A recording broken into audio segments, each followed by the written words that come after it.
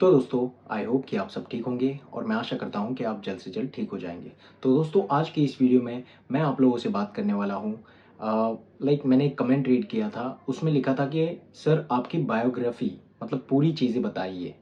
तो आज मैं आप लोगों के साथ मेरी पर्सनल एक्सपीरियंस शेयर करूंगा और प्लस मैं आप लोगों को ये भी बताऊंगा कि एनजाइटी को मैंने कैसे फेस किया, कैसे मेरे मतलब स्टेजेस थे मेरे सामने और मतलब क्या-क्या डिफ़िकल्टीज़ थी मेरे सामने जो मैं एंग्ज़ायटी से बाहर निकलने में वो सारी चीज़ें कर रहा था। वो सारी चीज़ें आज इस वीडियो में मैं आप लोगों के साथ शेयर करने वाला हूँ।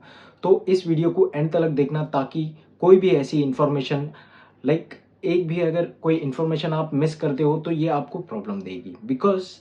क्योंकि अगर आपको एंग्ज़ायटी हुई है, अगर उसकी प्रॉपर गाइडेंस और इन्फॉर्मेशन अब अगर आपके पास है, तो आप इससे बहुत ईज़िली बाहर निकल सकते हैं।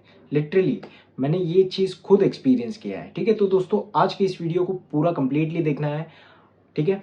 तो सबसे पहले मैं आप लोगों को मेरी फ़ियर ऑफ डेथ वाली एंग्ज़ायटी के बारे में बताना चाहता हूँ कि मतलब मैं जब मुझे ये प्रॉब्लम हुई थी, हो सकता है दोस्तों ये वीडियो जो है वो थोड़ा बड़ा बन जाए, बट इसे एंड तक देखना, ठीक है?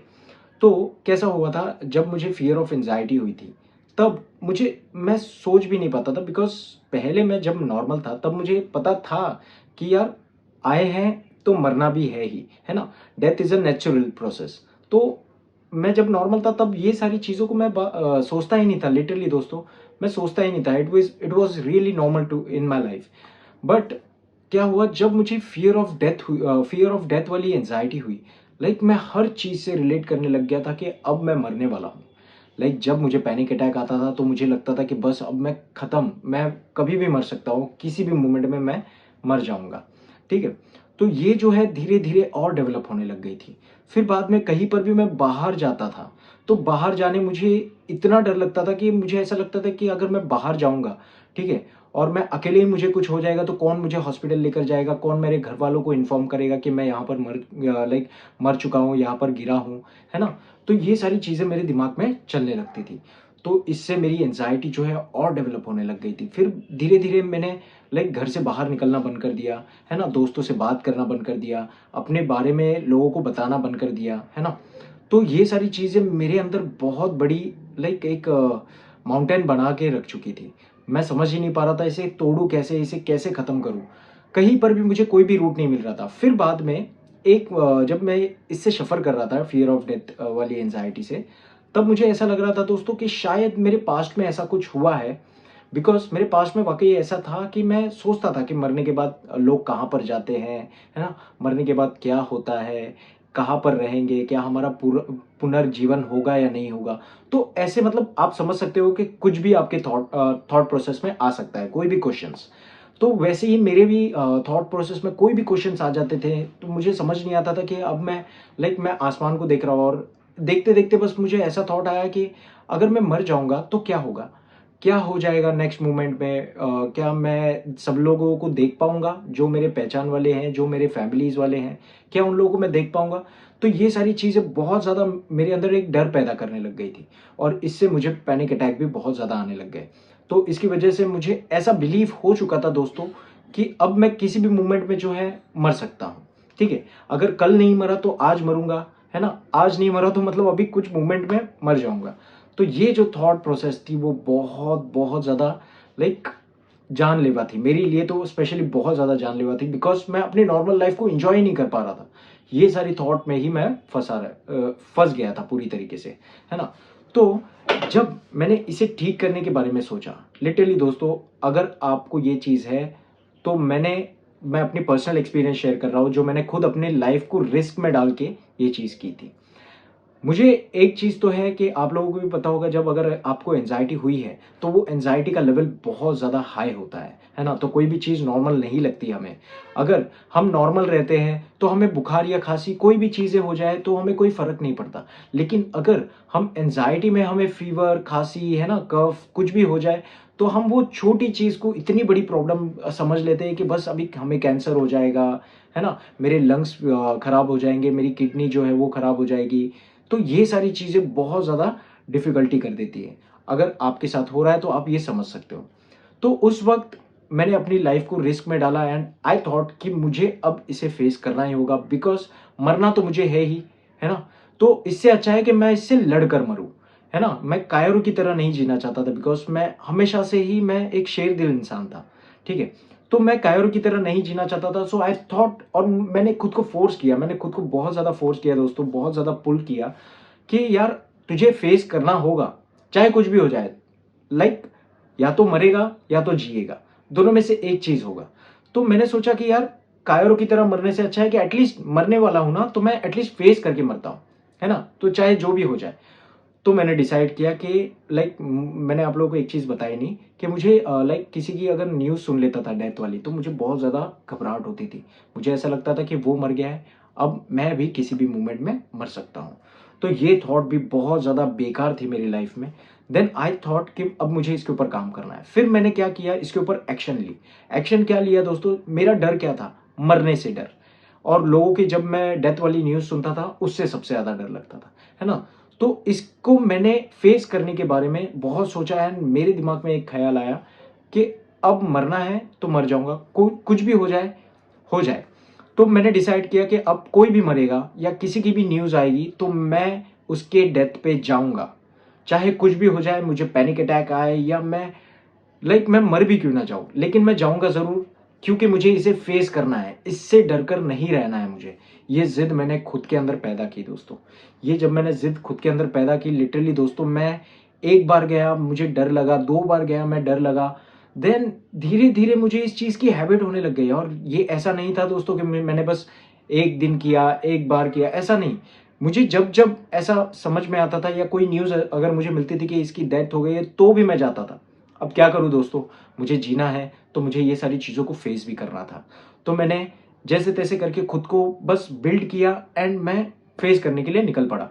एंड जैसे मैं ये सारी चीज़ों को फेस करते करते, लाइक लिटरली मैं आप लोगों को बताऊं, मेरी वो जो लाइक फियर ऑफ डेथ वाली एंजाइटी है, वो कहाँ पर गायब हो गई मुझे समझ ही नहीं आया दोस्तों। मैं पूरी तरीके से भूल चुका था।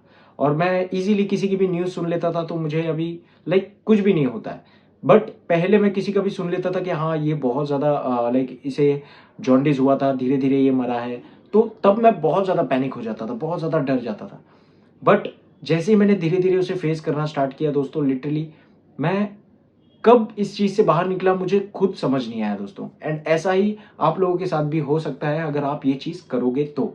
एंजाइटी है तो फेस है, तब ही आपकी एंजाइटी खत्म होगी। ये तो आपने समझ लेना है, ठीक है। अब दूसरी बात आती है मुझे हेल्थ एंजाइटी। अब हेल्थ एंजाइटी में भी मुझे मरने का डर लगा रहता था। अब इसमें होता कैसा था, मैं आप लोगों को एक्सप्लेन करता हूँ।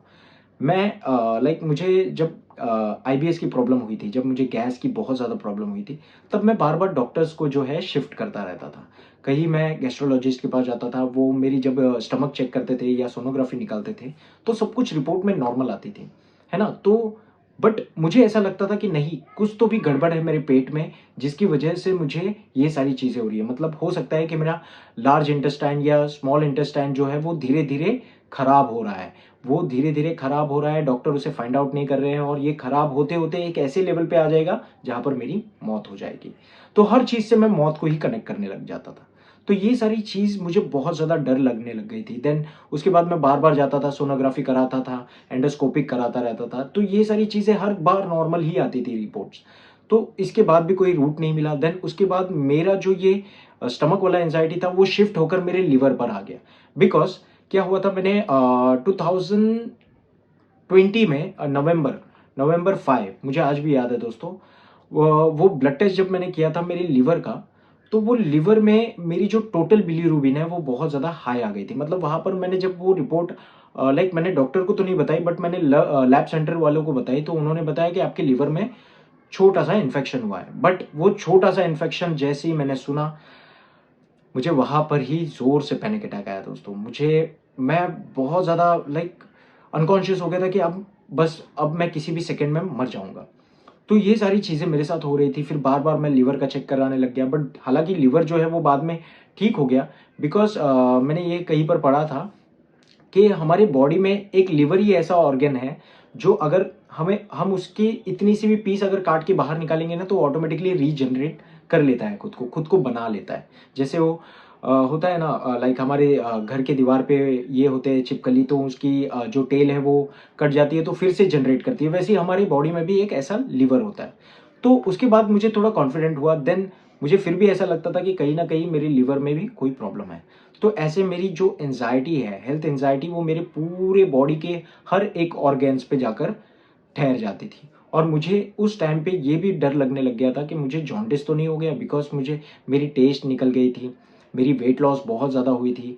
एंड लाइक मुझे समझ नहीं आता था, मैं बार बार अपने रूम में जाकर मिरर चेक करता रहता था कि मेरे आइज़ जो है वो येलोश तो नहीं हुए या वाइट तो नहीं हुए। तो ये सारी चीज़ें मेरे साथ होने लग गई।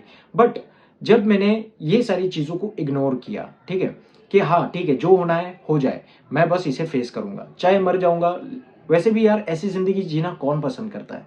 तो उस वक्त मैंने ये खुद को डिसाइड किया कि यार वैसे भी तू मर मर के ही जी रहा है, तो इससे अच्छा है तू फेस करके मर, ज़्यादा अच्छा होगा। तो मैंने जब ये चीज़ खुद के ऊपर अप्लाई की दोस्तों, लिटरली बिलीव मी, मेरे सारे प्रॉब्लम जो है ऑटोमेटिकली सॉल्व होने लग गए। क्वेश्चन जब आप कोई थॉट आता है, ठीक है, कोई थॉट पे जब तक आप अगर क्वेश्चन नहीं करोगे तो वो थॉट जो है रुकेगी ही नहीं, वो बस आएगी और चली जाएगी, और आपको खुद नहीं समझ में आएगा कि वो थॉट की वजह से आपको प्रॉब्लम हुई है। तो इसीलिए थॉट एनालाइजिंग बहुत ज़्यादा ज़रूरी होती है दोस्तों, एंजाइटी में स्पेशली, एंड नेगेटिव थॉट्स पे।